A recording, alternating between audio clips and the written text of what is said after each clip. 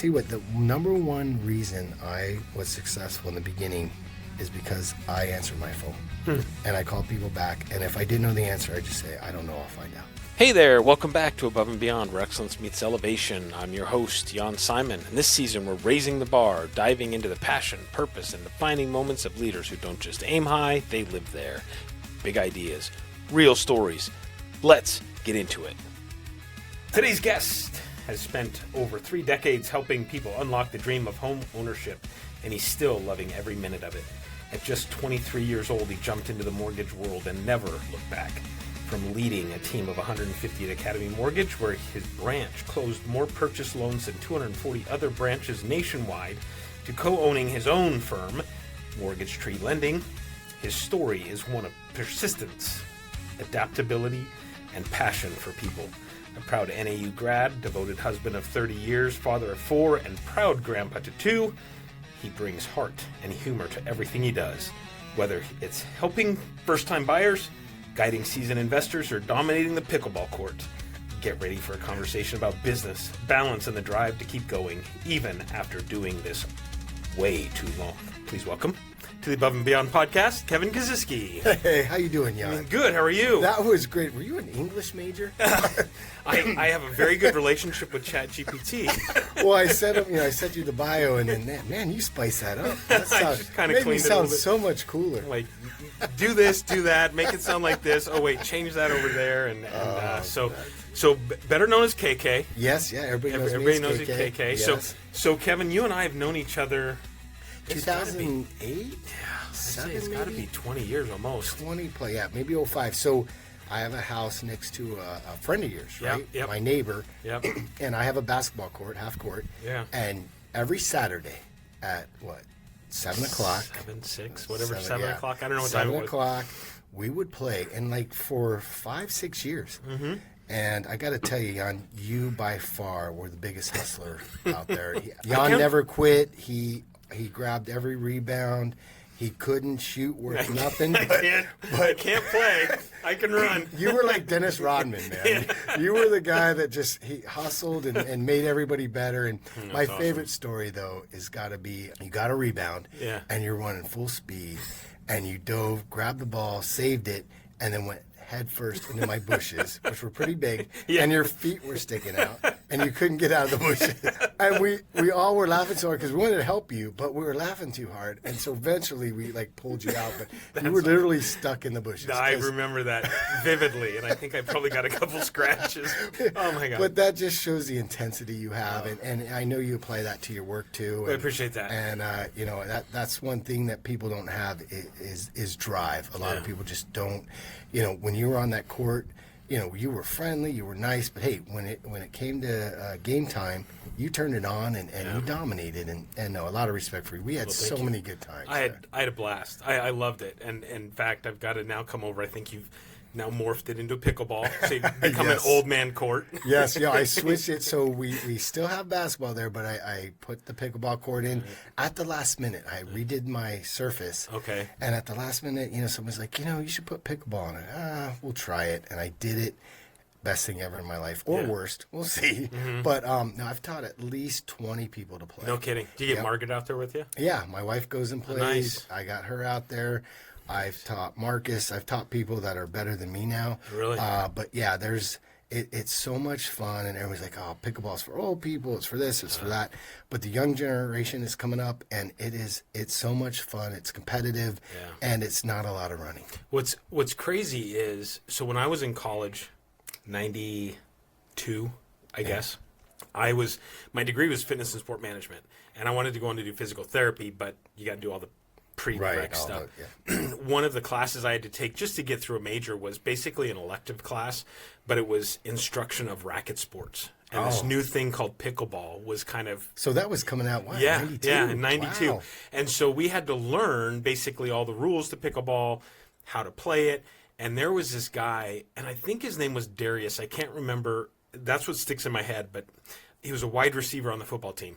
And he and I I mean, we would go at it. Like, we were so competitive. I mean, you talk about the basketball court. It was the same thing on the pickleball court. And not that I know how to play, but it was like, I mean, we're just smash. Well, that's the thing. If you've never played before, you can pick it up, like, very easily. Yeah. If you can hit it, tennis, racquetball, baseball, anything where, you're a little bit coordinated, everybody picks it up. The rules at first you think are stupid, but then as you play, you realize why they have them. But yeah, it's so much fun, and that's crazy. You were playing back then. Huh? Oh yeah. Well, I gotta get you out there. So I definitely need to come play. I've got a friend in. He's got a place in Palm Desert, and last year we went to the. I can't even think of the name of it now off the top of my head, but basically the national tournament in Palm Desert. We went and watched that for a while, and then we played. And when he and I play, because his place is in a retirement park, so like all these 80-year-old women. Oh, but they're the best ones, man. It's like you're like trying to take it easy, and they're just smashing it hard on you. Yeah, they don't even move, right? No, they know where to play. It's all about placement. It's so technical, and you can be athletic and get by, but if you're not experienced, they'll figure you out. So.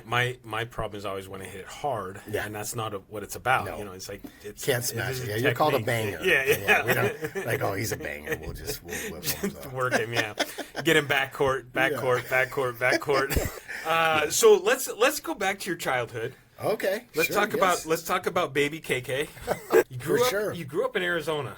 No, actually, I was born in Maryland. Oh, okay. So I was born in 70, and my parents were full-on hippies, So no kidding. Yeah. So they had me at 19. I can't see your dad as a hippie. Oh, my dad was total hippie. Was he? Yeah, back in the day. Awesome. Yeah, long hair. I actually have a picture that I took. They didn't realize it. Well, I saw it in our photo album where they were passing around a joint in 1960. Yeah, that is awesome. Hopefully that doesn't get them in trouble. I mean, I'm sure the statute's a limit. But yeah, so they, full on hippie. We're in Maryland. It's very cold and dreary there, and so when I was 6, we moved to Arizona. Okay. We had some uncles here. We came out. We ended up living with them for a while till we got a place, and just loved it. And he went from hippie, protesting things to very conservative. So he's, as you were saying, I can't imagine him being but he never lost his love for the weed. There's a story where he loved us playing outside, and we had this big yard. Back then, in 1979, he built a custom home. Really? And had a big backyard. All the neighbors would come and play. And, he had roses. He had a green thumb, but we'd mess up the roses and everything. He wouldn't care. We're out there playing. But one time he came up to me and goes, "Hey, did you break the tomato plant?" I'm like, "Oh, sorry, Dad. I didn't mean to." He's like, "Yeah, don't touch the tomato plant. It's kind of in the corner. Soccer ball must have hit it, whatever." And so I realized years later, there was never tomatoes on that. It was definitely weed. That's awesome.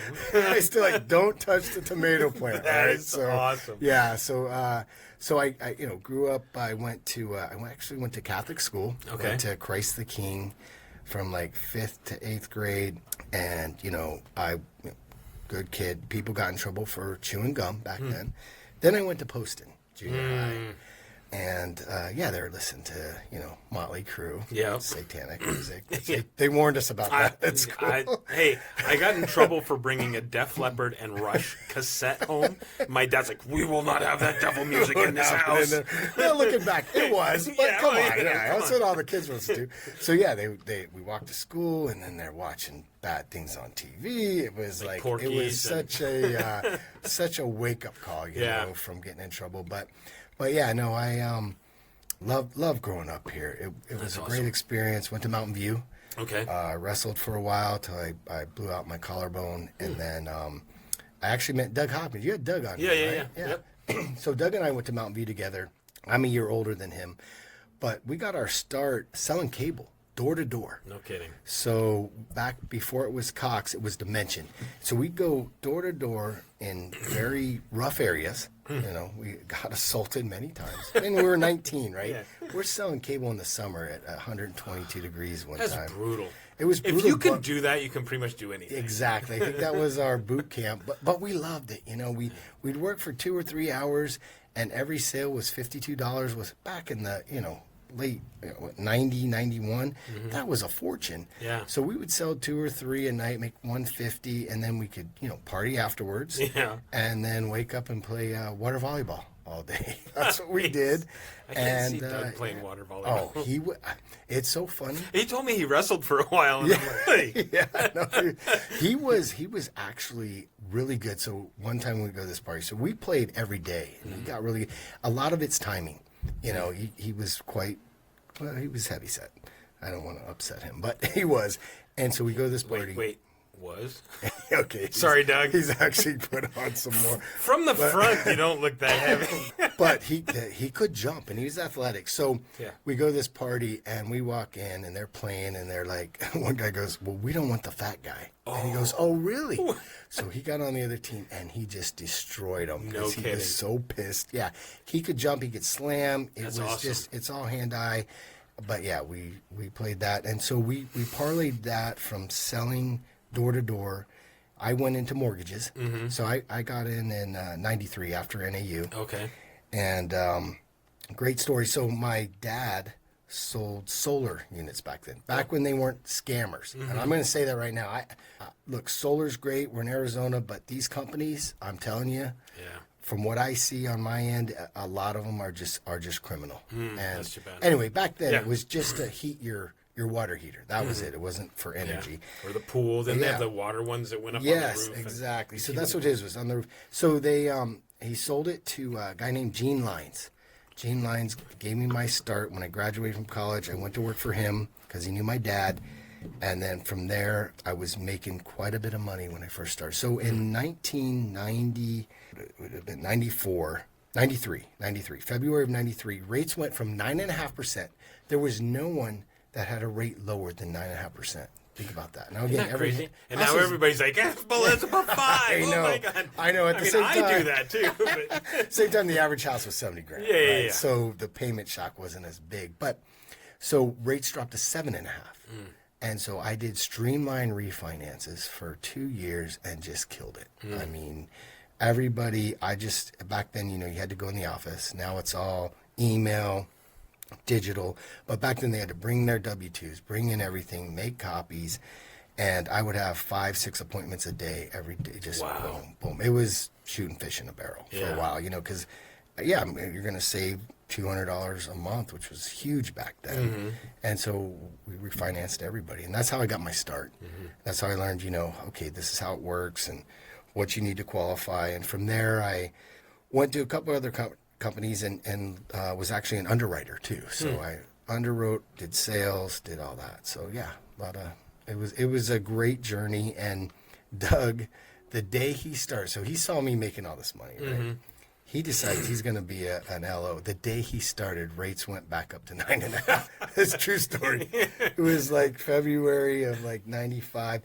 Rates went up. He started.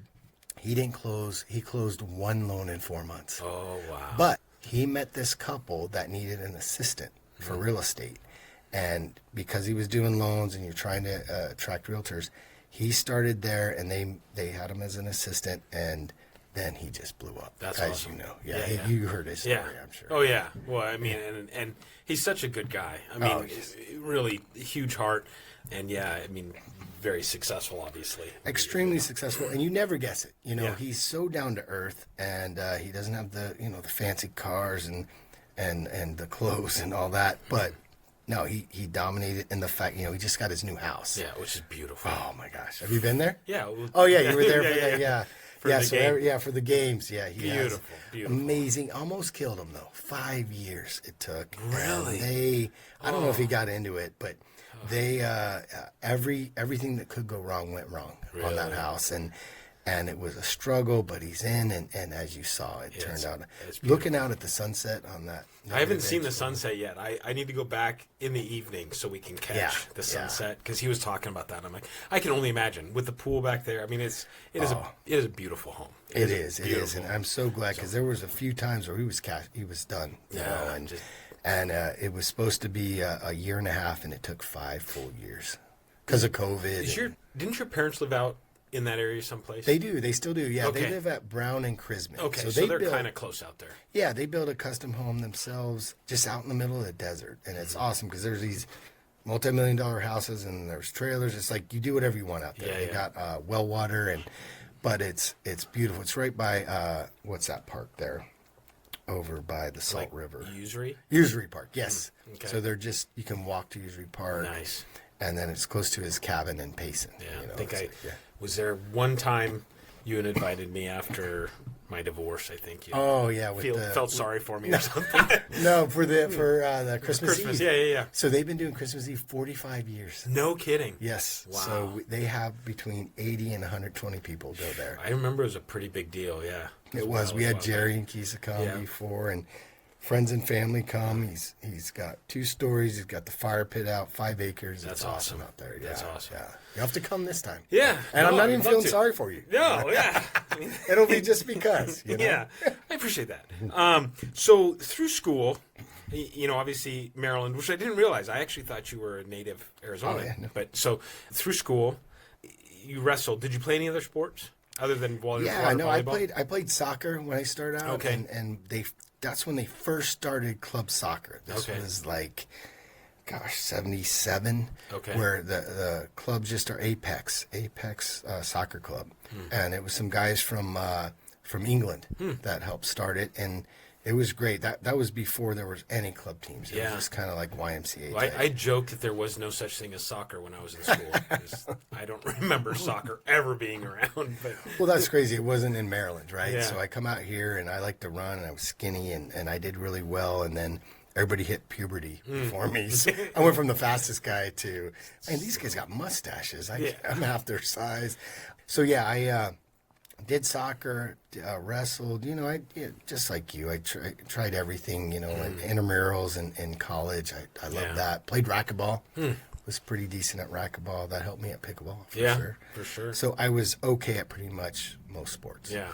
Was there anybody in that time period, let's say up through graduating high school, that either kept you on the right path, gave you advice to move you forward, or were you falling in the tank? Oh no, I got to tell you, it's my dad. My dad is truly amazing. You've met him. He still plays basketball, by the way. Really? Twice a week. No kidding. 75 years old. He's out there. He's like, so there was this guy, you mentioned racquetball. There was this guy, Dick O'Brien, when I was in high school, who was a racquetball player. And I got into racquetball pretty big in high school, just like on a weekend thing. But he was one of those guys that literally didn't move on the court. And that's how your dad is playing basketball. Yeah. It's like, he doesn't have to move. It's just like, feed him I and don't he'll know do the how hook. You did that. He'll just do the hook. Yeah. No, he's still out there. I still play with him. I try to play with him once or twice a month. He goes twice a week. He's out there with these old guys, and you can't leave them open. They make everything. They don't move quick, but they make everything. Insane. But yeah, it's good. He's still out there playing. But I'll tell you the story. So when my dad was a salesman, he traveling salesman. He worked for Olympic Stain, which is a paint company. And his territory was like all of Arizona, and he would take me out of school at 6 years old, drive me up to like Prescott, and then we'd go meet with the owner of the paint store, and I'd be sitting there, he'd have me sit in the back, and he'd talk to the guy, and he didn't talk about paint at all. He talked to him about me, the kids, his kids. He saw his kids' pictures on it, and after an hour, we'd leave, and I said, Dad, you're going to get in trouble. Your boss, if your boss saw you, you didn't talk about paint. He goes, Kevin, he owns a paint store. There's nothing I'm going to tell him about paint. It's all about building that trust and that confidence. Yep. He goes, did he sign the contract? I go, yeah, he did. He goes, yeah, that's what it's about. It's about establishing and knowing that I'm going to be there for him, and the paint's going to be there, and everything's going to be. So for me, I actually did a thesis in college, said it's not about the paint. Oh, wow. And got an A on it. And basically it was all about the fact that sales isn't about, Olympic stain was the best stain or whatever. It's about, hey, how are you? What are you doing? I'm going to show you that I'm going to be here for you. And if you need anything, I'm here. You know about paint. Yeah. He knew, the paint store owner knows more than my dad. Yeah. He's just telling him, the checking the boxes. So that was crazy to me because I was like, oh my gosh, my dad's boss here talking about me, not talking about paint. Dad, you're supposed to talk about paint. So. How cool is that, though? I mean, I don't know if your dad and you have ever had conversations about that, but writing a thesis about that, is, I mean, from a dad perspective, I could just think, hey, I did something right. Like, crowning moment type thing. It was great. I mean, my dad taught me a lot of things. I'll tell you this other story too, but he instilled in that. And I'll tell you, because when I went to public school and when I was around a lot of people, they were doing lots of drugs, back in the 80s. Yeah. That was a big thing. And I stayed away from all that. And you got to just keep focused. But there was a time he took me up to lunch at one of the, I think it was Payson. And they had a special, Jack and Coke for $2, right? So we're at lunch. He's going to have a drink. But a regular Coke was $3. So he looked at the waitress. He said, you know what? Give me 2 Jack and Cokes and hold the Jack for him. So, she's like, we can't do that, sir. He's like, all right, tell you what. Get me 2 Jack and Cokes, do a side of Jack and a Coke, and then we'll do it that way. Because it's principle, right? Because it's all about the principle. And she would not do it. And so he goes, get the manager over. So the manager comes and goes, let me tell you what we want to do. I'm not paying $3 for a Coke, and I'm paying $2 for a Jack and Coke. Right. So figure this out. He goes, no, sir, they got in a big argument. And he kicked them out. Kicked my That's awesome. He's like, there's no way I'm paying more. Now, again, this is a long time ago, guys. I was like, there's no way you paid $2 for a Jack. But yeah, back then, yeah. Well, yeah. I mean, but that's awesome. No, it's like, wait a second. Obviously, alcohol is where you're making your money, and I'm paying less. It was some sort of happy hour special, and he's like, all right, just give the side. He's not going to drink it. Right. I'll drink it. Right. Yeah, no. Just put the extra in mine. Yes. He tried it 10 different ways. They would not do it. But my dad was very much about principles, and he taught me that. And, of course, my mom, you've met Nancy. She's just a sweet, she's an angel. She's nice. My dad's crazy. And then it all worked. That's awesome. Yep. That's awesome. You have brothers and sisters? I do. I have a brother and sister. I'm the oldest, so brother's 2 years younger, and my sister's 8 years younger. Oh, wow. Okay. Yeah. They live, one lives in Michigan, and the other one is, in Wisconsin. Oh, okay. Interesting choices of. Yeah, well, that's where the jobs took. Oh, okay. So, I was saying, I would not be choosing one of those two, but hey, so you know Marcus, right? Yeah. And I think you played with Scott. Do you remember Scott? Scott Fisher. I probably did. He wore the sunglasses. Yeah, so he played ball with us. So he's the one that married my sister. Oh, so okay. He used to play. They lived here for a while before they moved. Okay. So, yeah. Okay. Yeah. I think I did. I mean, I totally remember Marcus for sure, and I'm pretty sure I remember Scott. So after high school, you went to NAU, tried to become a hippie yourself. No. I was not a tree hugger. Tree hugger. Back in my day, no. I went up there, joined a fraternity. I really had a great time up there. It was a great way to grow up and figure out the system. I worked through through college. Met my wife there at Walmart. Oh, really? Oh, wow. That was back when Walmart was cool. I was saying, did they have Walmarts back then? They just opened one in 1989. Wow. When you first came into town, it's on the left. And in Flagstaff, it was cool. Everybody was so excited it was there. A step up from Kmart. Oh, way step up. Yeah, they had everything there. But it was kind of a cool place to go to back then. And they kind of had pride in it. And every morning they do the Walmart cheer. They do, give me a W, an A, an L, and you do the symbols. And I saw her, in between you do the squiggly. I saw her do the squiggly. And you're like, what? Yeah. And I asked her out. I did. And that's awesome. It worked. So that's awesome. I invited her to a dorm party. So I lived in the dorms up there in Teasley. And so all my friends came. There was 20 of us. There's beers up there. We're drinking. 2 of my friends got in a fight. The RA comes to residences and kicks everybody out. Now it's late. It's 10:30. I figure she's not coming, right? So I'm in my boxers. It's all male dorm back then. I'm in my boxers eating top ramen with a pan and a big spoon. Yeah. Watching Saturday Night Live, right? There's beer cans everywhere. Totally picture it. I think I live that same life. And my wife comes in with her best friend, all dolled up, and she looks at me like, "Is this the party?" Because it looked like I drank 40 beers and watched and eating top ramen with a spoon. And so I covered up real quick. I'm like, I'm sorry. I really, there was a party here. I promise. Everybody got kicked out. She's like, oh, okay. And her friend's like, let's get out of here. So they left. But she still went out with me after that. So nice. Yeah, it all worked out. Nice. And the rest was history. The rest history. I had three boys. And then we adopted our niece when she was 13, and now we have 2 grandkids. Nice. So, yes. Very exciting. What was your degree in college? Or did you finish? I did finish. Okay. I assumed. I would question that too. I would question that too. 40 beer cans on the floor. Yeah. Political science and marketing. I graduated at the end of 92. So in the summers when I'd come down and stay with my parents, that's when I did cable with Doug. So so for 3 months we basically hung out every night selling cable. So that's how we became close. But but yeah, Wayne's World and Garth type thing. It's like two of you guys. We had we got to a point. I think it's. Did you drive a Gremlin back then? I had a little hatchback 323 Mazda 323. We had no money. That's a thing a lot of people don't realize. Our parents did well. His parents were fine, but we had to make it on our own. Yeah. And if we struggled, of course they'd be there. But all that, we started buying houses at 25. Wow. So there was a thing with HUD homes, FHA loans that went to foreclosure. Yeah. There was a lot of them back then, and you used to have to FedEx your bid in. So every Tuesday you'd FedEx your bid, and if you won, again, these houses were going 60, 70 grand, whatever. And you did that, and if you won it, you had to put up $1,000. And if you won it, they'd send you a thing back. So very slow, very archaic. And the internet had just, come about. So they said, all right, we're going to start doing it online. Well, most of the realtors didn't understand even how to turn on a computer. So we were winning a ton of bids. Wow. We'd put in stuff and we'd win it, and we're like, oh, geez.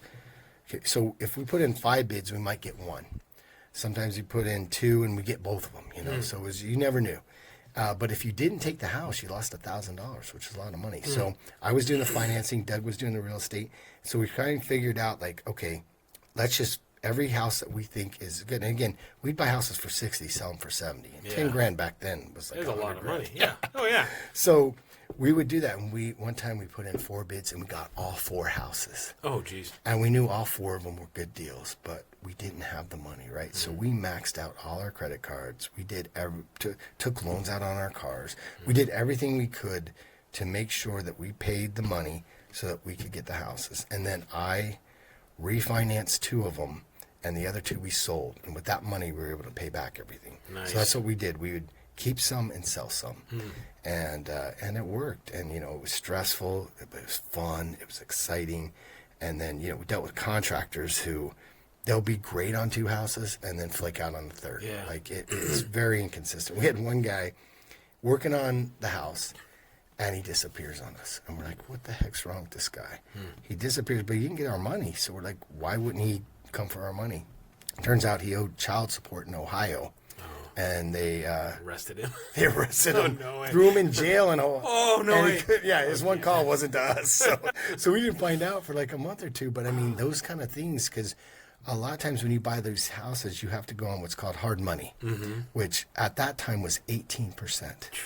Now it's between 12 and 14. But and I'll go into that a little bit on how to do that. So that's one of the things Doug and I do is Fix and Flip show every Saturday at noon on KTAR. Okay. So yeah, if you're just driving around, put it on. But usually we just make fun of each other. But we have some tidbits in there. Yeah. But yeah, basically, so you're on hard money. So every day is costing you a fortune that you can't sell that house or refinance it. And again, you can't get a loan on a house that's in disrepair. Yeah. Right. And a lot of these houses, if you don't fix them up, you don't get the appraisal, you can't get a regular loan. I'm gonna do the math in my head. I'm going, $500,000 at 12% interest. I mean, that's a freaking nut, man. It's a lot. It's a lot. And, that's how I got my house I'm in now that we play basketball in. Really? I'll tell you that story. No kidding. So in 2004, I'm at lunch, and we kind of been looking at a house. We had 3 boys. We lived at Baseline in Ellsworth. Nice house, but we wanted a yard. We had a tiny yard. And Doug calls me up, and he goes, hey, go look at this house. I'm like, whatever, Doug. We're always messing with each other. And he goes, no, stop what you're doing. Go look at this house right now. I go, I'm in the middle of lunch. He goes, do it right now. The auction goes off at 3. So at noon, I stopped eating. I drove down, saw the house, jumped the fence, because, there's no one living there. Yeah. Just looked in the windows. That's all I could do. And I said, oh, man, this place, it's on an acre, right, with the grass. Oh, it's beautiful. So I'm like, let's do it. pull the trigger. And so I saw it at about 1 p.m. and I owned it at 3 p.m.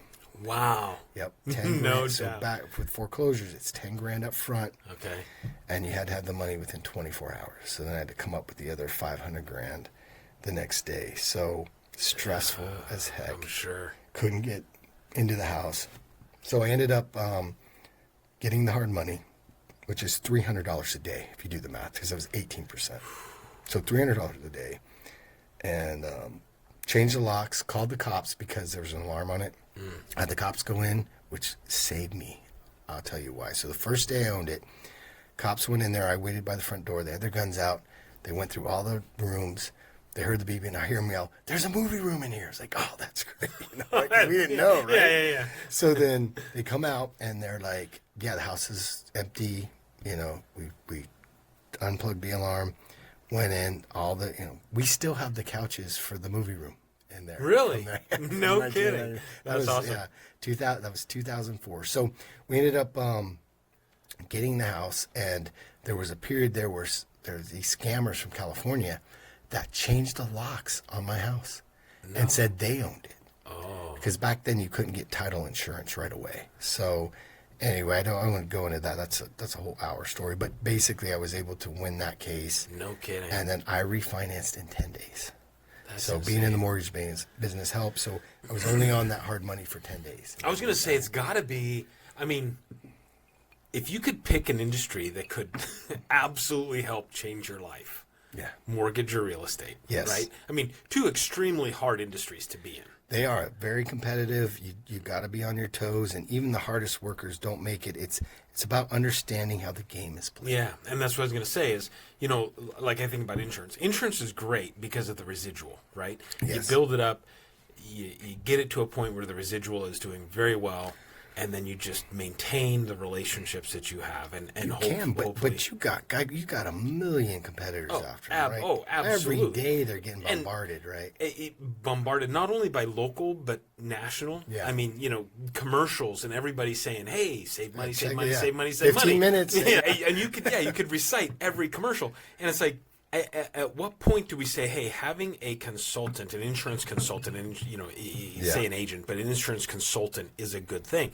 Same thing with the mortgage industry. I mean, and I'm sitting here thinking about you and Doug, and I'm thinking, what a perfect storm or a perfect team to be able to go, okay, I understand how the back end mortgage business works. Yes. Doug understands how the transactions work, probably understands a little bit of the mortgage side of it, but then you can start looking at things like, you know, tax lien foreclosures, yes, and then actual foreclosures, and different things like that, where you can say, okay, now I'm going to show up on the courthouse, steps, yes, and bid on these things, and so yeah, that's where Doug really took off is doing the foreclosures. If you remember, gosh, in 2008 when the crash happened, I mean, the company I worked for, Great Southwest Mortgage at the time, they went bankrupt. Excuse me. So there was a thing called an implodometer. I don't know if you remember that. It was on the internet. You could look up every day to see which companies went out of business. Implode. Yeah. And it was up to like 390, That's right? crazy. So it kept going, and I called my, the owners, and they're like, "Oh, we're going to be fine. We're going to be fine." Well, we sold all of our loans to Countrywide. And you know what happened to Countrywide, right? Yeah. Anyway, so there was a day, I'll never forget, August 17th, 2007. My brother was supposed to close on his loan. And I called down. I said, "Why haven't you funded this loan?" It was our funding department was in Tucson. And the girl started crying. She goes, "Haven't you heard? We're not funding anything. We're done." And then she started crying. Oh. And she goes, "I don't know if I'm supposed to tell you." And she hung up. I'm like, what the heck? So because again, I need to, this is how crazy it was. In July of 2007, they had record profits. They made more money than they ever had. And they'd been in business for 15 years. And 17 days later, they're bankrupt. Wow. Because they could not sell the loans. And again, this was subprime. This was all the craziness. So my brother didn't fund his loan, which he ended up not getting the house, which was a blessing. Which is a blessing, yeah. Story, yeah. But yeah, so it turned into this whole thing where do you go? Everybody's crying. People didn't get paychecks. People didn't have insurance. I mean, it was dark times back then. And you remember...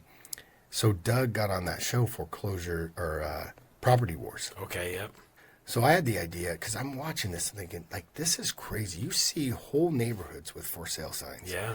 So I flew my brother out. He's a filmmaker, Brian, and I had him film. It was called Foreclosure Inc., and he literally went with guys knocking on doors telling people that they're foreclosed on.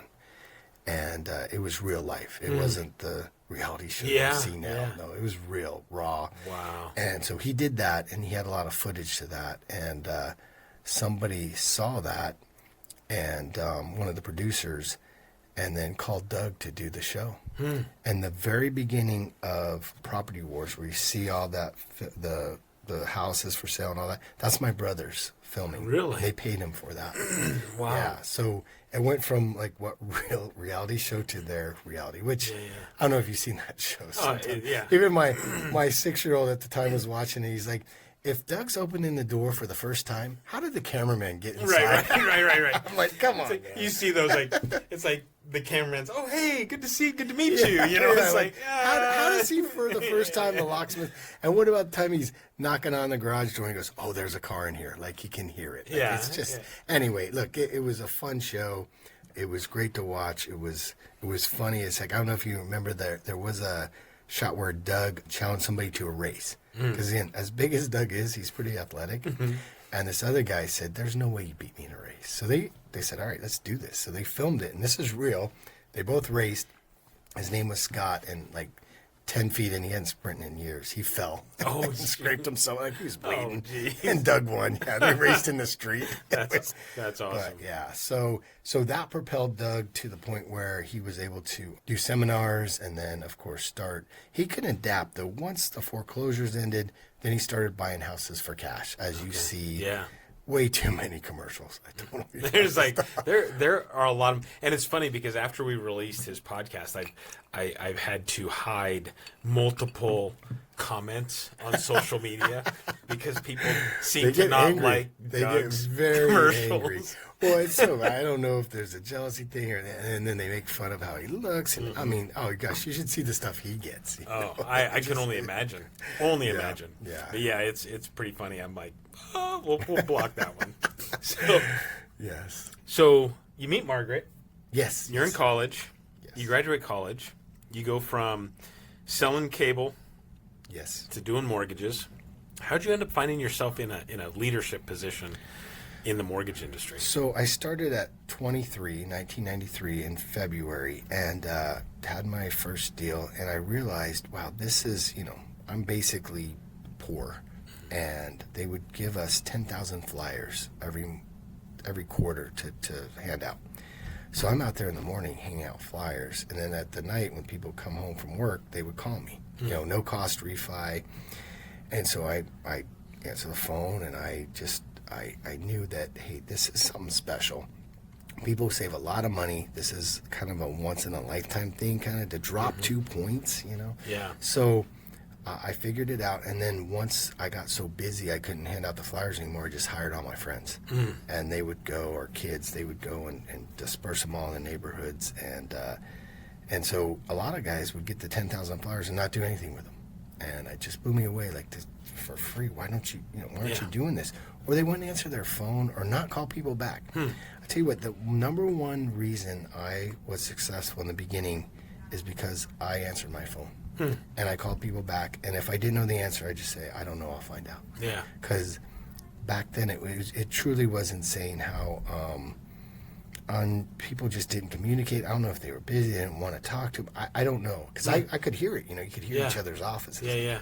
So eventually, I was doing, I think in my third month I did 40 loans. So I had it figured out. I was hiring everybody I could just to help me, and so I went from there. Then he wanted to expand to Flagstaff. I wanted to move back to Flagstaff, which was great. So I moved back to Flagstaff. He made me a manager. I hired again, I'm 23. Don't know what I'm doing. I hired an experienced LO, and it was tough because she was older, a lot more experienced than me, but just didn't have the drive. So if I do more loans than her, and I was just trying to help her, but it was a really, really tough learning lesson on, okay, how do people perceive you? I realized that I knew how to get loans done. I knew what it took. But I also knew that a lot of, LOs that I hired just had a lot of personal problems. So I became kind of like a counselor. So I would just be like, listen, don't do this, do this.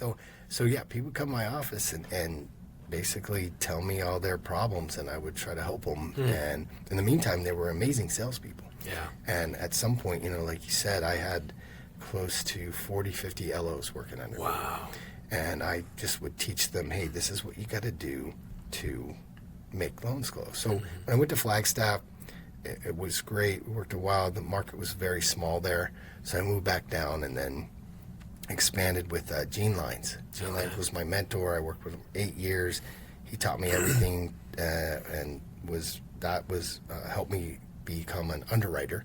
So I was an underwriter for a while, built up my team, and then when the crash happened, we were down to 14 people, from 50 to 14. Wow. And from 2008 to 2016, we had 150 people. Wow. And that's when we did the most loans. And if you treat people right and you care about them and you're genuine about it, I think that's the key. Because I did. I love coming to work every day.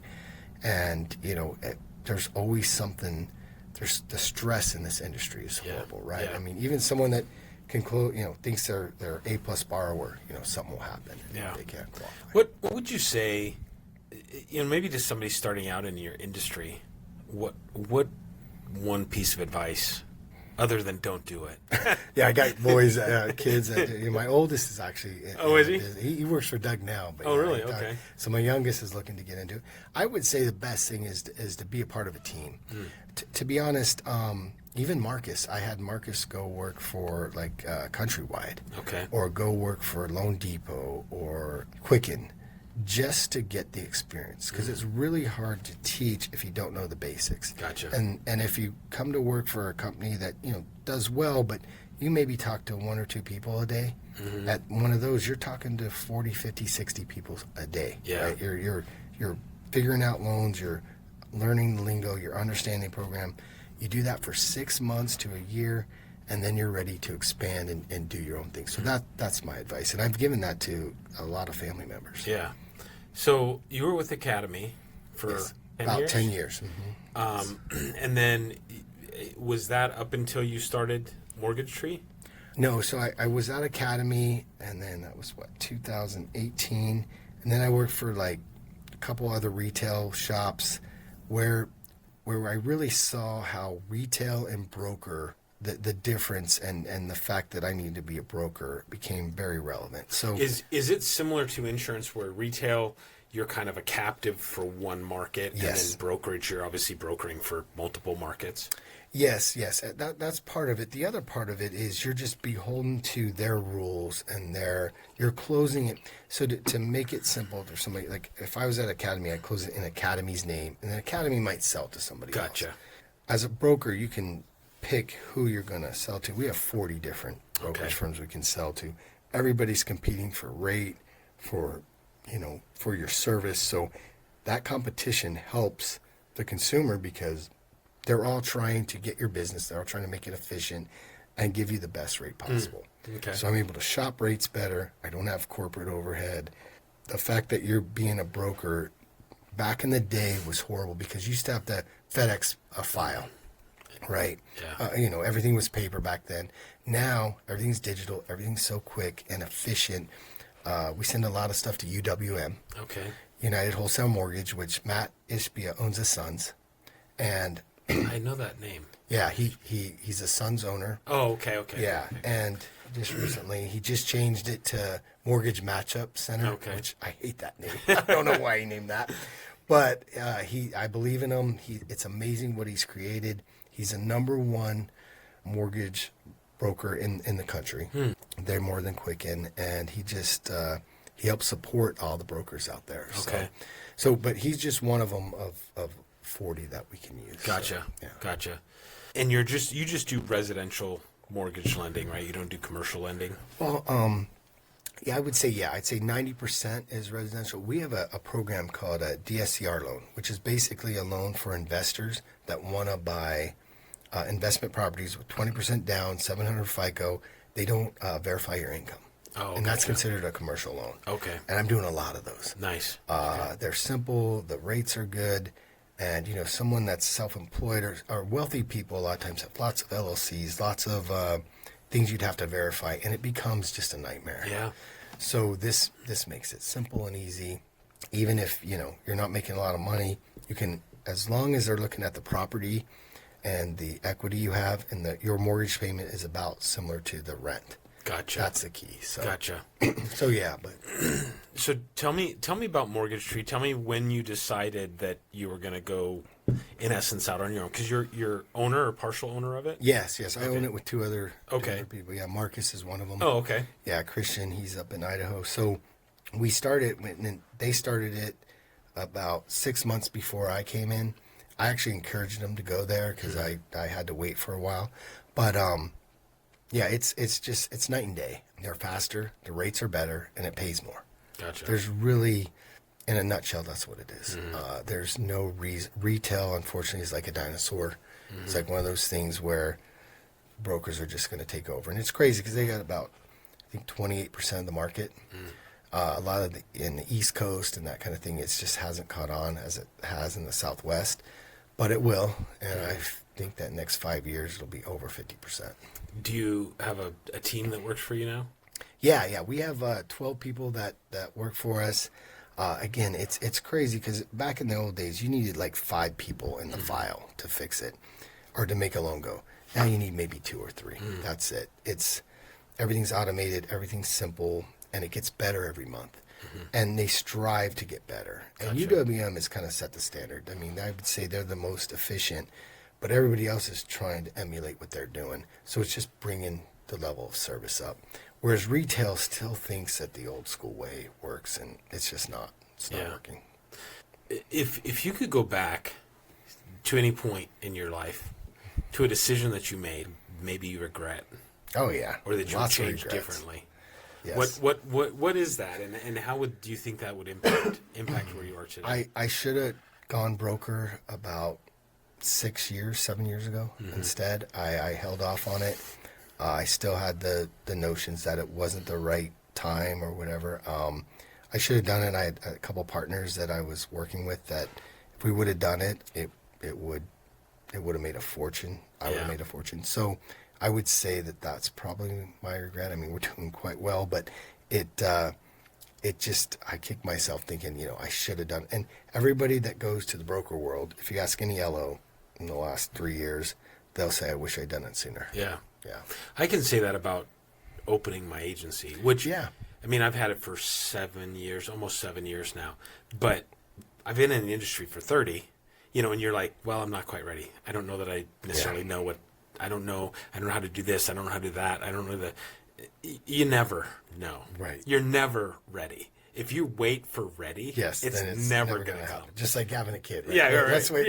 Exactly. Wait till we're all stable. You're never stable. Never, ever. And it's interesting because that's the one thing I feel like if I could go back today, because I remember I started in claims, and I remember I was with Farmers Insurance, but one of the district managers of Farmers Insurance, he's like, you would be an incredible agent. You should come to work for us.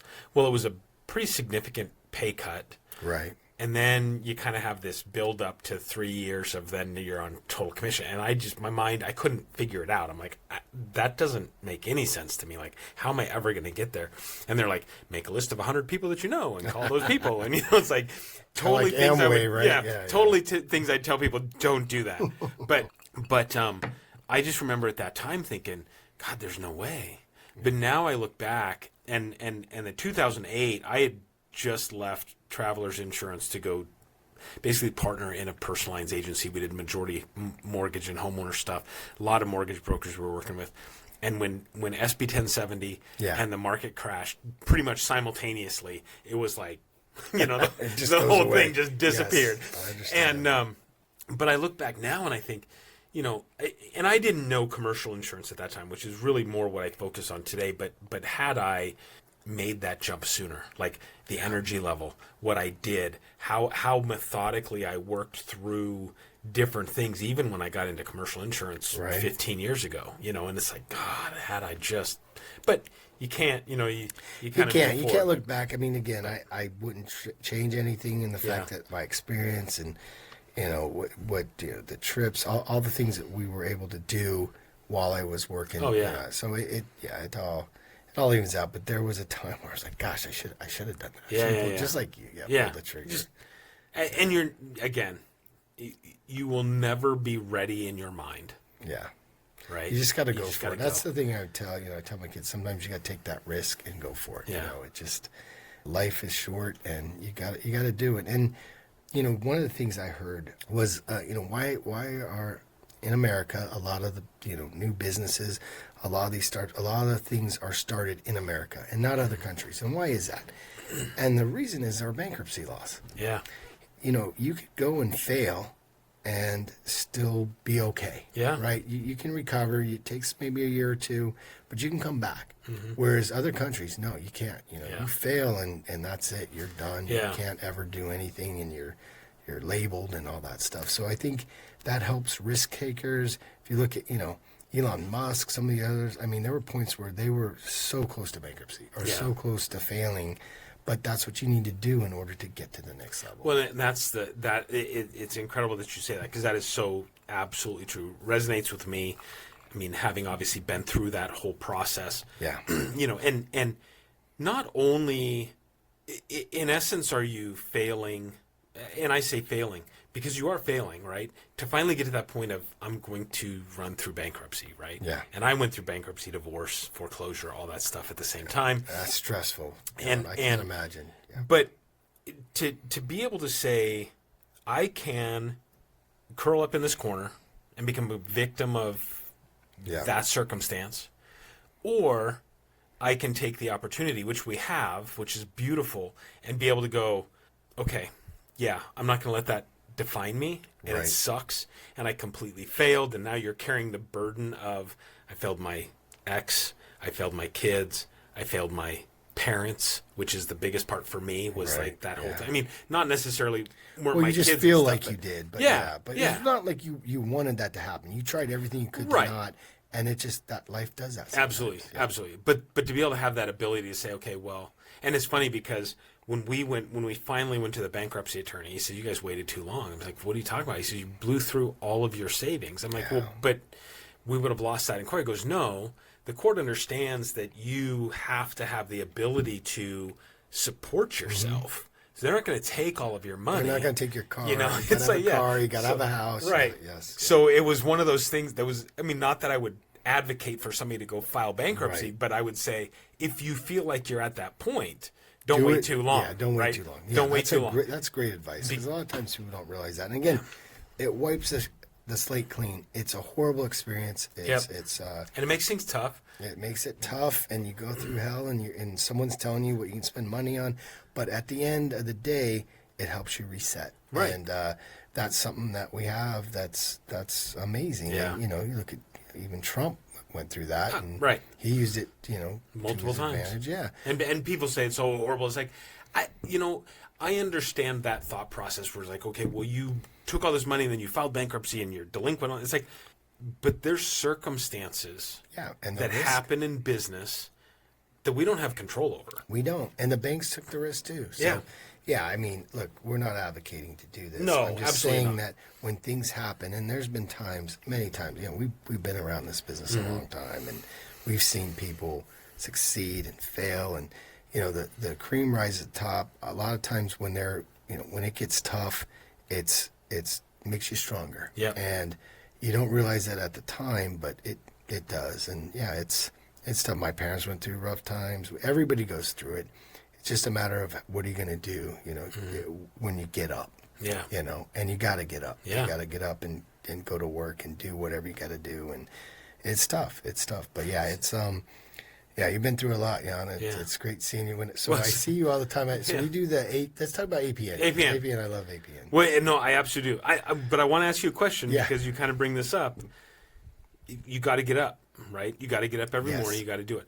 What drives you out of bed in the morning? What gets you to say, okay, I'm going to go do this again today? Yeah, I'll tell you, I've been working out in the mornings, right? And I usually go at 7:30, and I'll wake up and be like, I don't want to get out of bed. And not only that, but they're going to torture me.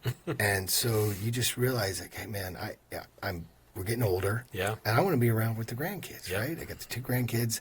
And I know that working out is the best thing you can do after 50. I mean, I'm not saying it's good if you're younger, but like the single most they say is doing that. That's going to help you physically, mentally, all that. So yeah, it's just a matter of, look, I want to live. I want to see the family. I want to be, vibrant. I want to still hold on to youth.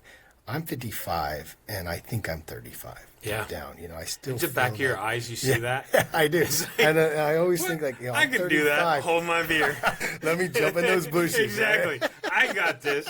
But no, I do. I try to keep that mentality. And, you're only as old as you think. But, there's times you sneeze wrong, right? Oh. You're messed up. Like every day.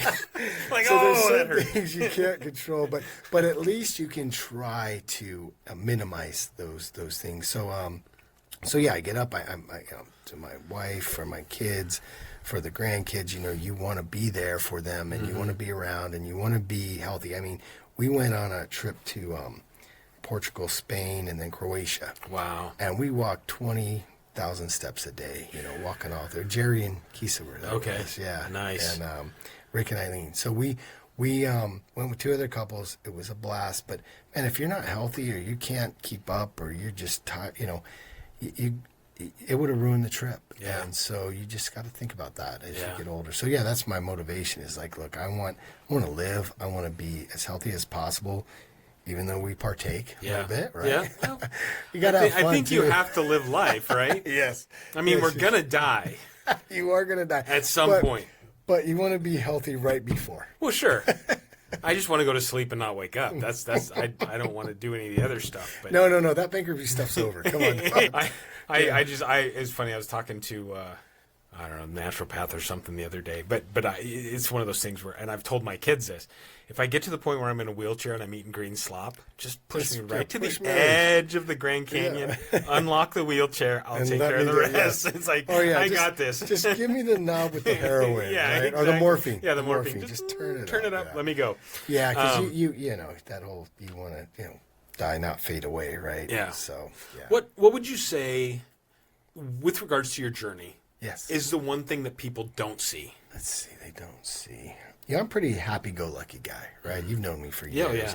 Very positive. The stress that I have endured, 4 kids and dealing with the mortgage and the mortgage crisis. And the stress level gets almost unbearable sometimes. And I can't show that, right? I mean, I don't want to show it because I don't want to alarm the family. So that's probably one thing that, and I think we all go through it, especially, I'm not putting, just as a father and as a provider, that's like the one thing that's every day, it's like, okay, what are you going to do? Because even as a kid gets older and they're successful too, you got to help, you got to be there for them too. So it's like that stress. And now with your parents too, you want to be there for them because they're starting to decline. So I think that's a part that I would say if upcoming, that the stress that you are under, not just me, but it's anybody. It can be,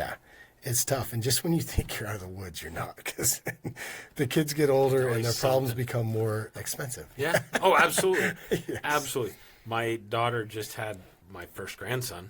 Oh, congratulations. And not that we've had any issues. I'm not saying that, but yeah, I mean, you think about that. It's like, okay, now I want to be able to do things with and for him. Yes. So it's like, okay, how do I? How old is he? He is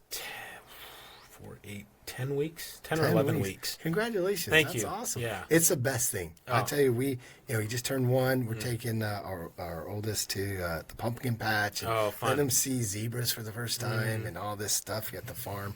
It's so much fun. And we take him for 3 hours and give him back. Yeah, that's awesome. That's the good part. I get the opportunity here coming up next week. It'll be my first. Grandpa gets to watch. Oh, you're going to be the I get to watch him for 4 hours. So. Oh, wow. You got the diaper change. That's the one thing I'm trying to avoid. Well, he may go back with a dirty diaper. I don't know.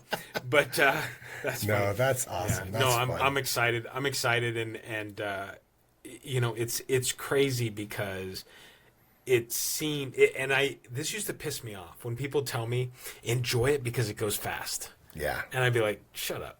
It couldn't go fast enough. When are they going to start talking? When can they tell me what the matter is? You know? And now I look at him and I can't believe how small he is. I mean, he's just a little bean. Yeah. But he's so precious, and it's like you just want to. Just want to hold him in. And every time we get pictures, every week, he's bigger. He's now he's interacting. He's walking around, and it's fun, and it wears you out too. It goes quick. Yeah, because they can at any point hit their head on anything. Yeah. We're just like, not on my watch. right. Just stay still. Stay still. And don't cry. Yeah. Because I don't know what you want. So tell me about where you're at today. What businesses you've got going on? You've got Mortgage Tree, obviously. Yeah, I got Mortgage Tree. I got into the Hub. If you heard of the Hub Sports Bar. Yep. So we started on Sossaman and Baseline. Okay. And we have the best wings. Yeah, you do. They're smoked. Yes, they're smoked and wings. They fall off the bone. I'm still trying to replicate the fall off the bone smoked wings. I can't get there. You'll get there. I'll get my chef to call you. But yeah, we started it there. Gosh, 12 years ago, I believe it's been, and then burned down 3 years ago. I think I heard that. Burned down New Year's Eve. Did you? We did. Okay. And it took forever because COVID was in. The insurance company's fault. We had a water heater explode and burn the whole place down. So we all had to, come up with money, do all the things we had to do, and so we rebuilt it, and it's amazing now. So Sossaman and Baseline, we expanded. It's all brand new. We lengthened the bar. We changed the whole way the restaurant looks, and it's been great, but very stressful. So now we have 5 locations now. Really? Yep. I did not know that. I mean, you had 2. I didn't realize the other. Yeah, we have one on Stapley. Okay. We have the Union on Baseline and Higley. Oh, I didn't realize that was yours. Stapley and Baseline, and we also have McDowell and what am I thinking? McDowell and Power over by Nando's. Is that the old? It was the old Mushroom. Yeah. Yeah, that place. No kidding. And then we have one in Ahwatukee. Okay. Yeah, so it's been great. It's fun because restaurants normally don't survive. Our first month, 12 years ago, we're sitting there with my wife, and we see this couple get up and leave. And it's always kind of cool as a guy to have a sports bar, right? Yeah. So the guys walked out, and I had a bunch of $25 gift cards in my pocket. I walked out there. I'm like, "Hey, sir, sorry, you didn't get service. We're figuring things out. Here's a $25 gift card. Please come back." And he looked at it, and he gave it back to me. He goes, "Why would I come to a shitty sports bar?" I don't want to have a shitty sports bar. That's not the guy's dream. Yeah. You want to have a cool sports bar. So we all got together, and again, we weren't really in the restaurant business. Shout out to Kenny Klaus. He helped create this. So we hired the right people, hired a guy from Uncle Bear's, and then we, basically the food, we hired a really good chef. Food was great, better than your average sports bar. Not like a nice restaurant, but right in the middle there. Yeah. We had tons of tap, lots of beer, and the service was great. And so we exploded. And so that really helped. And we would bring our meetings there, tell all our friends to go there. So we really promoted it ourselves. And then from there, it blew up. So that's been exciting. So that's been a while. And then my favorite thing, too, now is St. Canary. Okay. So St. Canary is basically a golf shirt, although I don't really golf that much, but I wear them out. I mean, this a nice shirt that you can wear out. It's very good quality. We've got great prints. If you go stcanary.com, you'll see it all. You can order it. We're just a little shop out of Gilbert. Just brought some examples. Let's show some of these. Oh yeah. So for those of you watching on YouTube, this is our best seller here. That's cool. So it's got Day of the Dead. Dios de Muertos, and then Dia de los... and then we also this is our newest. It's kind of like an ASU type Arizona shirt. Nice. You see that there? Very that's cool. Very popular. I mean, everybody loves a shirt. The collars stay. You can wear these for 5 years. It doesn't collapse. So I've got a couple of these through APN. Yes. So what do you do? Just upload design and it... So what we do is we'll do it for different events like APN. We've done it for a distillery. We've done it for a pizza place. We did it for the Moose Lodge. Okay. So we'll come up with a design that they want, and then we'll make the shirts for them. You have to order, a minimum, usually between 60 and 80. Okay. And that's what we did for APN. We did it for a lot of the golf tournaments, that kind of thing. So, yeah. And then we come up with our own designs too. How did you I'll say fall into that? So we were at a bar. Okay. And we saw this guy wearing the shirt. We're like, that shirt's awesome. We want to buy it. So he actually, his house was a mile away. He went and got the shirts, brought them back. We bought them.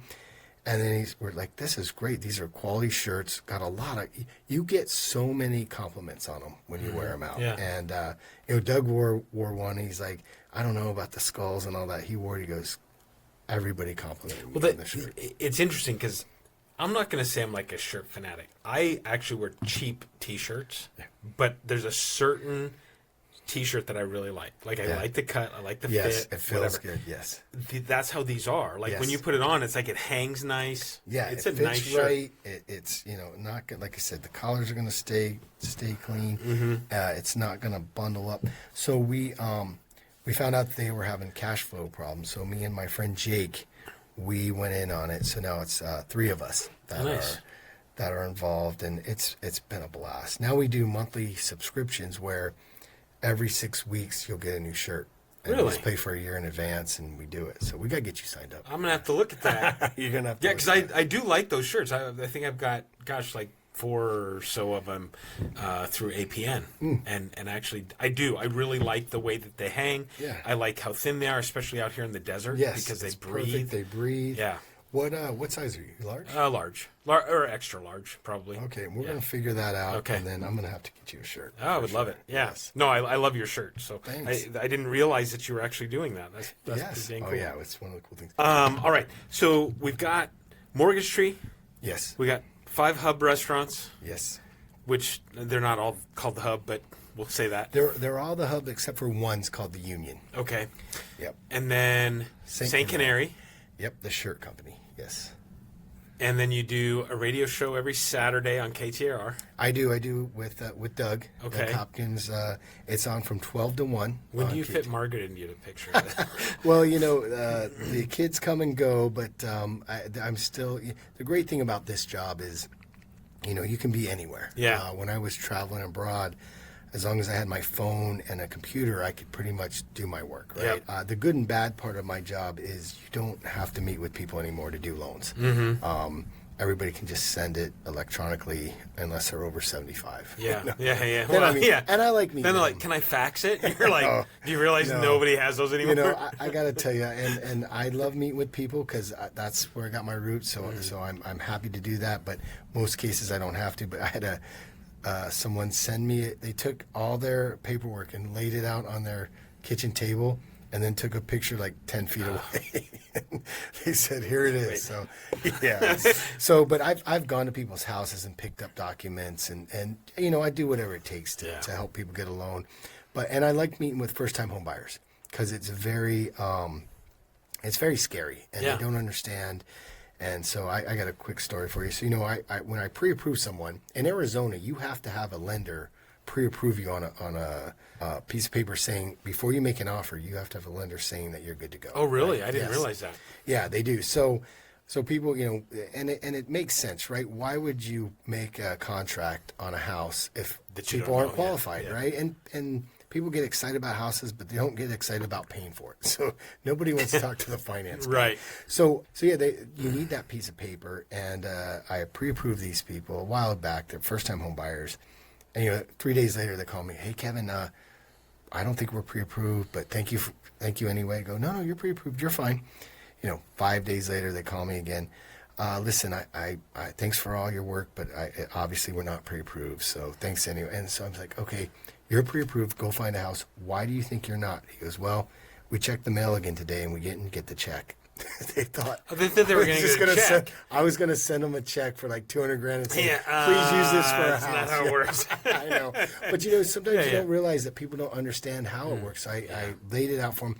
I'm very detailed about everything that goes on in the transaction. Even people that buy houses sometimes don't understand exactly how it works. And so I try to be very detailed and let them understand and watch out for scammers. I mean, I can't tell you how many people I deal with where they tell them they're approved, they're not, or they're ripping them off because they don't understand the numbers. It's funny, the government tries to, okay, we're going to make sure that everybody understand what's going on. It used to be a one-page good faith estimate. It had everything on there. The rate, the payment, everything. Now they made it 3 pages. They confused everybody. No one understands. A lot of legalese. Oh yeah, it's just like, oh yeah, that now you're being compliant. It's like, no, now you're just confusing people. So we had to create another piece of paper that's basically show them, okay, this is how it really works. Yeah. So anyway, yeah. That's... What would you say is the biggest misconception about the industry that you're in or what you do? I think a lot of people think that it's hard to buy a house, and it's not. There's a huge segment of the population that thinks you have to have 20% down, and you don't. For FHA, you have to have 3.5% down. Conventional's 5% down. There is programs for first-time home buyers where you can get in for 0 down. You can get in less than for rent, which is crazy. And right now, it is a buyer's market. There's so many houses for sale. In other words, 3-4 years ago, there was maybe 11,000 houses for sale in the valley. Now there's close to 30,000. So think about that. So houses are staying on longer. Sellers are more willing to give you concessions. My son just bought a house in April. Blake. And you played ball with him. How old is Blake now? Blake is 31 now. Yes. No kidding. My daughter just turned 30, so that's crazy. It's weird that they grew up. I mean, when you think about that, it's like, how did we get here? Because I remember 30. Yes. Yes. And I was thinking the other day, I've been out of college for 30 years. I'm like, what? Try not to think about that, Jan. We got to stay. If I'm 35, that means I'm not been out of college that long. But yeah, no. So he was able to get 30,000 in concessions. Was able to do what's called a 2-1 buy down. I can't tell you enough how great this loan is, and I'll try to say it in a nutshell. So basically, if rates are at 6%, he got a 4% rate for the first year, 5% for the second year, and 6% fixed for the rest of the term. So it's not a variable or whatever. It's not an ARM. Okay. It's a fixed rate at 6, but for the first 2 years you pay less. And guess who's paying it? The sellers. So the sellers give them this money, which on a $500,000 house would be about $13,000. They're giving them $13,000. That shows up on your mortgage statement. And every month it's depleted to make up the difference. Oh, wow. So if rates do drop and you do refinance, you don't lose that money. That money goes back to you or towards the principal. Oh, wow. So that's why when people say, well, I bought the rate down, half a point, or that's you just blew it, because if the rates go lower, you could have used that money for something. You could have lowered their sales price, right? Wow. So I try to teach that to people. That's the best thing, and sellers are willing to do it. They're willing to do those concessions. So, that's awesome. Yeah. So anyway, you don't have to put a lot down. And the other big misconception: if your kids are in college, they have a decent credit score, they don't have to have income. You can co-sign for them, and they can get owner-occupied rates, which are super low down payment, 3.5%. Co-sign for your kids before you go renting houses for them. Wow. People don't realize how easy it is. We just use your income, and as long as their credit's decent, doesn't have to be great, get them a credit card when they're 18. This is what I tell everybody. Get your kid a secured card at 18. On their 18th birthday, all my boys, we went down to the bank. They put up $500. They gave them a $500 card. It's just in their name. They buy gas with it, keep a small balance on it, and in 6 months, they'll be a 700 score. Yeah. So Yeah. Anyway, you do that, and you co-sign for your kids before, because otherwise, I had so many times where you'll buy the house, 4-bedroom, your kid lives in it, the other 3 roommates pay the mortgage, and then you're not, otherwise you're paying a couple grand a month for living expense. Yeah. Anyway, those are the misconceptions. That's awesome. What's your line? What's your non-compromise line? I would say fraud. I tell you, there's people out there that have, especially back in the day, in the 2007s when the craziness was happening, where people want to do things that are not right. And I steer clear. Now, again, I'll push things where they need to be pushed, and sometimes the rules are crazy, but there are things that people have tried to do or tried to put over on me, fake pay stubs, fake W-2s, fake socials. It's not worth it. My livelihood, you just don't cross that line. Yeah. And I'd say that was my biggest thing. And there's a lot of people that did it and did it for years. I see that all the time. My industry. Oh, yeah. Like, people are like, well, why do you ask that question? Or why do you need to know that? That's personal information, or whatever it is. And you're like, because this is my job. Right. You're like, well, if you just say, it's like, you don't understand. Yes. If I misrepresent, we won't call it a lie. If I misrepresent the truth. Yes. The facts. I could lose my license. My entire career of 30 years, gone. Because they want to save a few bucks or something. There is no account large enough. No, to warrant that. Never. Well, there's people that all the time try to get away with, buying an investment property as a primary residence, which I don't know if you noticed that Trump's going after one of the ladies for doing that. Actually. Oh, really? Is he? But yeah, and it's a big deal, whereas the average person doesn't think it's a big deal. You know what I mean? It's like, so what if I'm paying the mortgage? Who cares? Yeah. Give me the point. It's a point less. Saves you a fortune. I'm just going to say I'm going to live there. And then they don't. And if they get caught, I mean, it's horrible, especially for you. So everybody, I always think that I'm being recorded. I just, in my mind, think, okay, I'm being recorded. It's going to go in front of a judge. I'm going to say this. It's illegal to do that. Yeah. If you're going to move in there, you have to move in within 60 days of you close. If you don't, then there could be trouble. Now, there's extenuating circumstances, obviously. But if that's not their intent, then, I make that very clear because it's not worth it. I think the best thing that happened to me was starting in claims and special investigations, where it's like you get ingrained in your head all the bad stuff that can happen. Yes. And if it's not documented, it didn't happen. Don't care what you say ever, And then, are we recording this or are we not? That sort of thing. I think that's the best thing that ever happened to me, because it's like, even having a conversation recently with a client, where there's a situation and they're asking me hypotheticals, and I'm like, look, as your agent, this is what the answer. I mean, this is, I don't have the freedom to talk to you as a friend. Right. Like, listen, this is my business. This is how I'm telling you.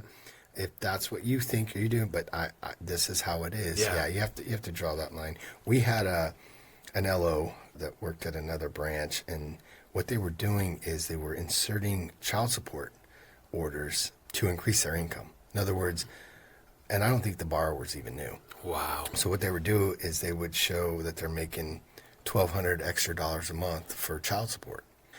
And what they did is they took an actual child support order and just changed the names.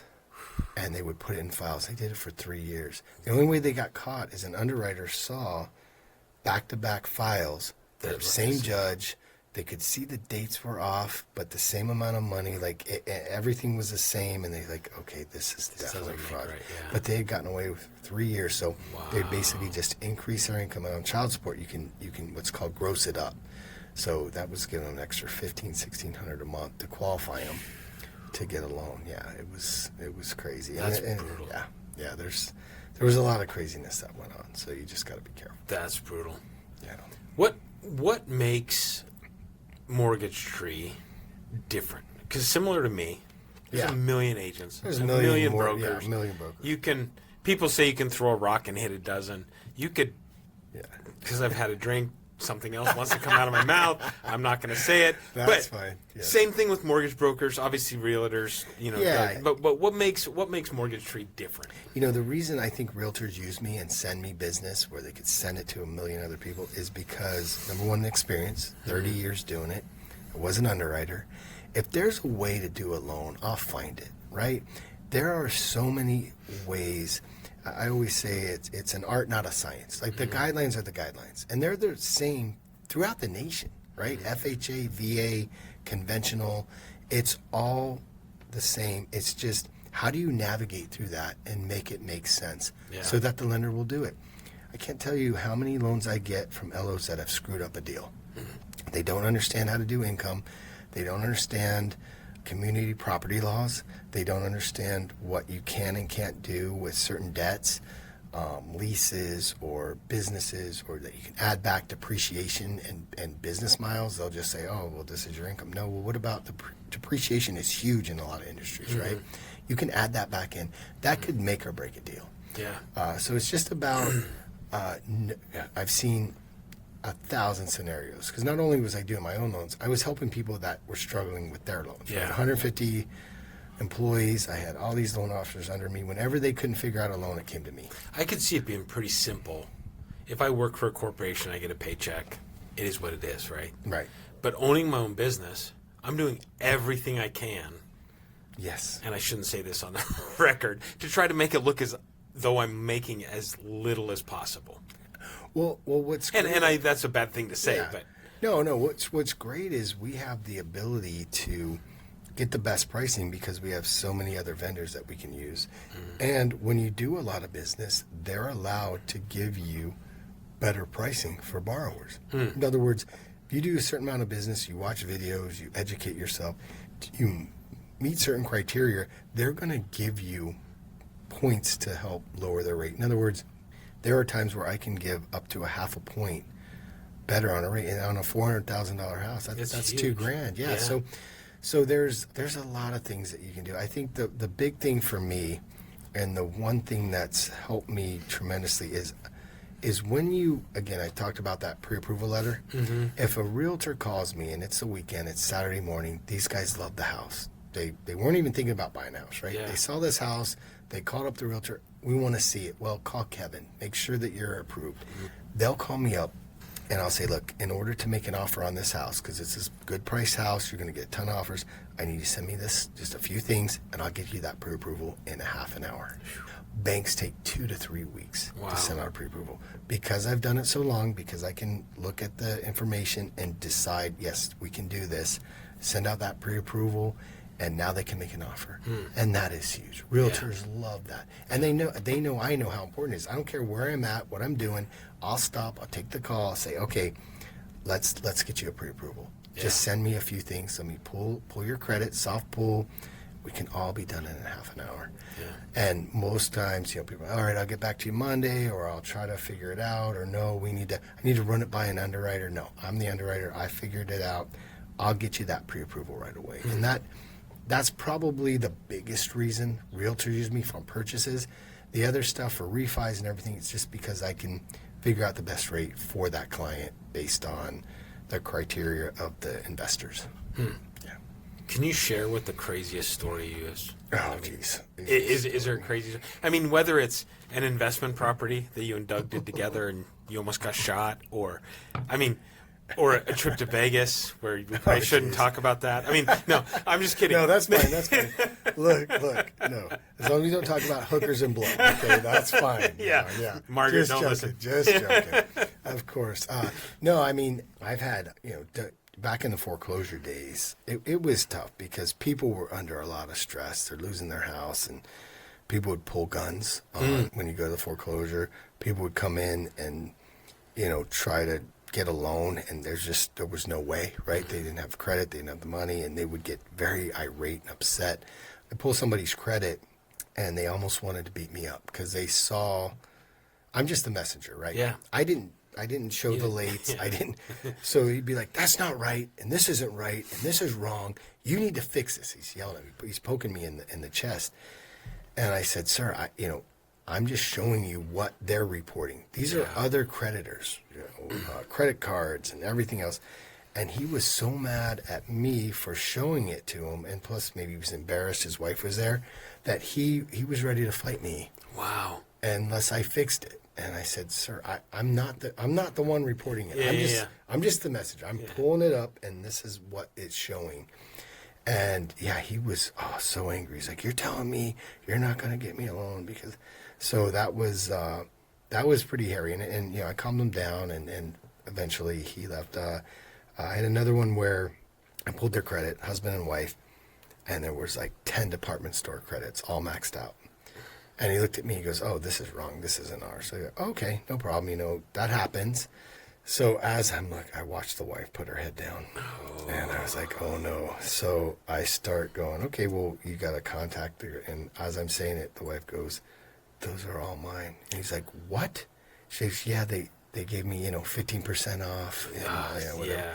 And so he goes, Kevin, I'm so sorry to waste your time. And he got up and hopefully, I don't know what happened. He was so sick. Mad, so upset. My God. But the best story, I'll tell you this, and I don't want to run out of time here. No, you're good. It was Thanksgiving Day, and this borrower was from Russia. And so in Russia, apparently everybody rips everybody off. That's what he thought. Imagine that. Yeah, and my oldest son, Blake, he was the loan officer on it. And we played the Turkey Bowl on Sundays. Thursdays. Are you still playing? We still do. I think you've played before, yeah. I have played. So we played the Turkey Bowl. We actually made it to the championship. But he was so upset, and the realtor's like, he needs to meet with you today. I'm like, oh my gosh. So I didn't have time to go home and change because we're playing. So I said 1 o'clock at my office after the turkey bowl. I go to my upstairs office. My son's on the bottom floor. He didn't even want to meet this guy, and he looked like he was an assassin. He's Russian. Like, what are you doing? Yeah. So he sits down at my table in my office. I got pictures of my family up. I got Jim the realtor there, and I said, okay, what's the problem? He's like, this is marked incorrect. The title company had accidentally marked it wrong. So it showed that there was more money that he had to come up with. I said, that's not right. We'll get it fixed on Monday. Calm down. Everything's fine. He was getting a 0 down loan, right? Oh, wow. So he's getting the best deal. And he keeps, and this Blake guy, he keeps telling me this and that. I go, Blake didn't do anything. It's the title company, right? And he doesn't know Blake's my son. So he keeps ripping on Blake and keeps saying all these things. And so, and the only way to combat these guys is to come back with the same energy. Like, you're wrong. Like, you have to, like, get in their face. Like, they don't respond to anything. If you're weak, they'll just eat you alive. So we're both, me and the realtor, like, no, you're wrong. You're getting the deal of a lifetime. Why? How the heck? What the heck's wrong with you? And, he's trying to sue everybody. So finally, we convinced him that, everything's fine. It's going to work out. And I had a bottle of vodka that a client had given me for closing, from months before. And so we said, why don't, of course, vodka, Russia. So we all got a shot of vodka. We took a shot. We're all happy now. And I said, hey, I want you to look over that picture. And he goes, yes, that's your beautiful family. I go, that's Blake. And I pointed Blake out. He goes, oh my God, I disrespected your family, Kevin. I'm so sorry. Oh, he was so, was like, he went from wanting to kill us to, felt really bad. We closed the loan. Everything was fine. But, unfortunately, in other countries, it is insane how much fraud. It's like everybody just automatically thinks you're getting ripped off. Yeah. Where here we have enough, and I'm not saying people don't, but I think it's way more in other countries. And so for him, any little mistake was, oh, you guys are trying to screw me. Yeah, and so, and poor Blake, my son, he's like, he's going to kill me. But if you don't. Coming after him. He's coming. He's like, the Russian I got mob. the Russian mob coming after 0 down my ass. And so, that's funny. So those are a couple ones. Yeah. So nothing crazy. Awesome. Now, never felt. That was probably the closest to feeling threatened. He could have had a gun. We didn't check him. So. Wow. Might have been illegal. I don't know. Might have been. Success. How do you define success? I think success is waking up in the morning and feeling like you've done your best. And again, that's somewhat cliche, but I see a lot of people out there that do well, that look at other people that are doing way better than them and don't think that they're successful. And I think that's a big problem, especially with social media. Yeah. I see it all the time where, they might be making 100, 150 grand and they still feel less than because they don't have all this stuff. And, material things don't matter. If you're happy, if you're doing well for your family, obviously you got to have a roof on your head and food and cars that run. But for the most part, I think success is waking up and you got a good family, you got a job that's paying you well. I mean, that's success, man. Yeah. I think this whole, if you have $1 billion, an airplane, all that's not. As a matter of fact, I know a lot of very wealthy people, and I can tell you that they're not the happiest. Yeah. They got warped senses sometimes of morals and other problems. So I feel like that's not necessarily, and again, not everybody, but I think the most important thing is having a family that loves you and knowing that you're doing your best. Yeah. And you're gonna fail. You're not gonna do your best every day, but for the most part, if you're grinding and you're doing what you're supposed to do, being a good mom, being a good dad, doing the thing, it comes back tenfold. Yeah. And so That's awesome. That's awesome. What do you want your legacy to be? Oh gosh. So my oldest grandson is called Oliver Kevin. Okay. Named him, his middle name is Kevin. Got your middle name. Which is funny because That's he got in awesome. trouble the other day and go, Oliver Kevin, and I thought I was in trouble too. Sorry. So no, I think that, again, I want to leave something for the kids, for the grandkids, but I just think, hey, I helped out the family. I had a nephew who's not related, tell me, he said, Kevin, you're not very handy. Like, I can't fix things, right? And that's not my forte. I can change a battery, okay, in the car. And, I was saying the flashlight. Exactly. Like, I'm not that. But he goes, and he's very handy. But he goes, you always help family. I go, yeah, of course. I've had rentals where I've given it to the family for way cheap, half price, whatever. Help them out with certain in instances, but not just money, but helping them get on their feet and doing things. So I think it's just knowing that, hey, Kevin, Uncle Kevin, whatever, he was always there, gave advice, tried to help. That's the most important. I mean, again, money helps and all, but it's about being there for them when they're in trouble. And I can't tell you how many nephews and nieces and people have called me that have had family issues or whatever it is, and I just try everything I can. That's awesome. That's awesome. If your 13-year-old self could see you now, do you think your 13-year-old self would be proud of you and excited what you do? Oh, yeah, because remember, I hit puberty late. So you're like, I can't believe you're growing a goatee. You got facial hair. Goatee, yeah. Oh, I'd be so happy that I'm not 5'2". Trust me, man. I'm already winning there. No, I think that at 13, I knew that I worked hard. I knew that I could be successful. You just never know where it's going to take you. And you don't realize until you're there with kids and wives and everything coming at you, what it takes to really be able to grind and have that spirit to keep going and do what you need to do. So, yeah, I think I'd be pretty proud of myself. Again, the facial hair is all I needed. for sure. But he would be disappointed at my mile time, because I was I did I think a 5:40 mile back in 9th grade. Really? Yeah. Now, wow. I don't know if I could do 10 minutes. I don't even know if I could do a mile. Exactly. I'd be jogging. He would be disappointed in that part. I'd be like, of course, I weighed 90 pounds. Yeah. So. Well, that's funny. All right.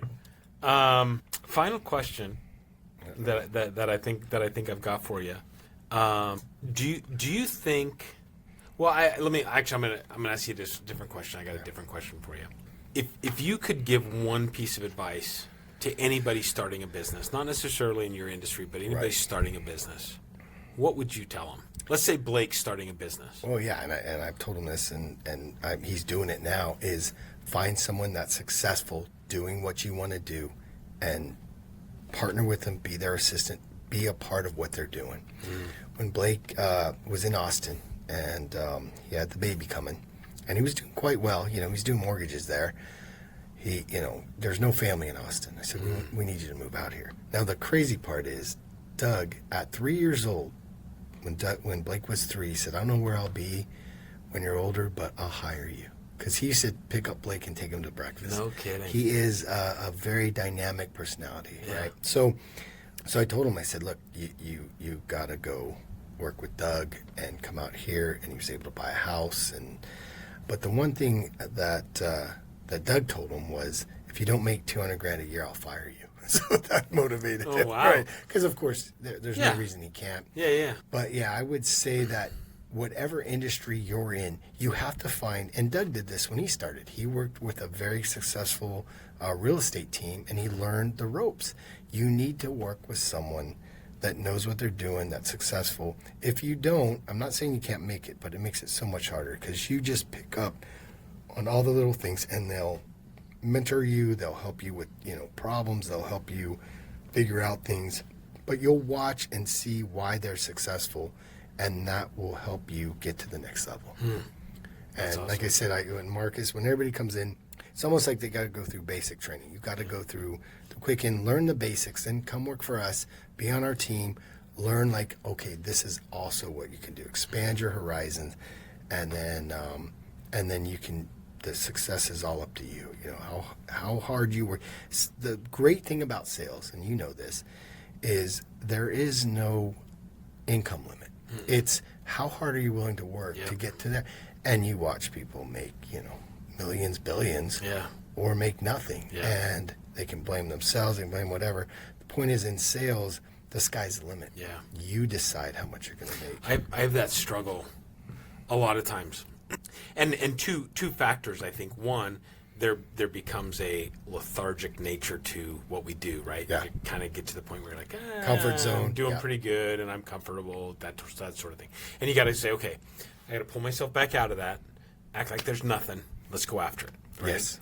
The other piece of it is whenever I start focusing on what I call the outcome, which is the money, things That's horrible. shit Yes. tank, right?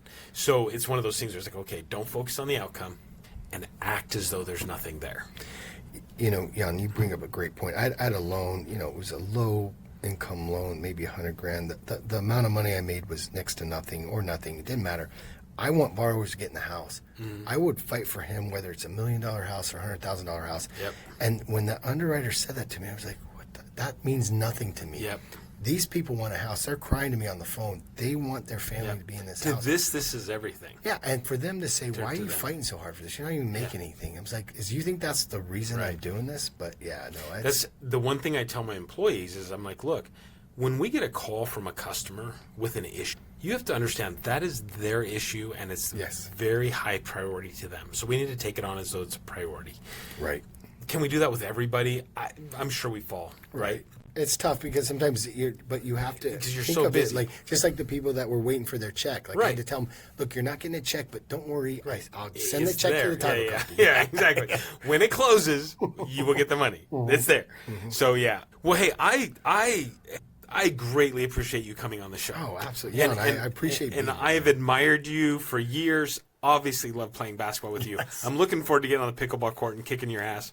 But everybody who comes on the show gets a gift, so I'm going to give you a gift. So this is a little glass. You've been using one tonight. We've had water in our cups this evening.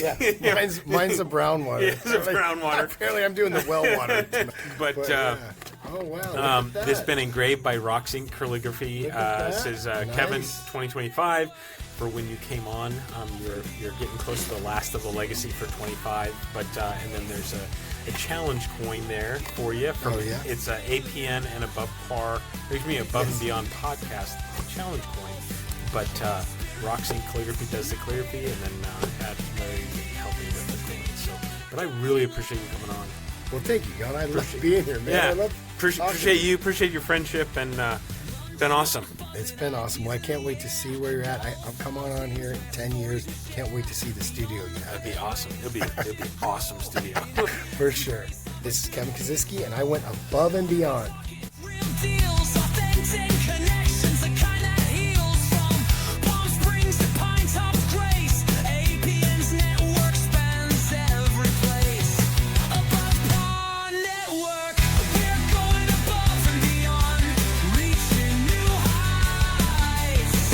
In networking realms, scaling the heights. From mixers to golf, our spirits unite. APN's the beacon, our guiding light.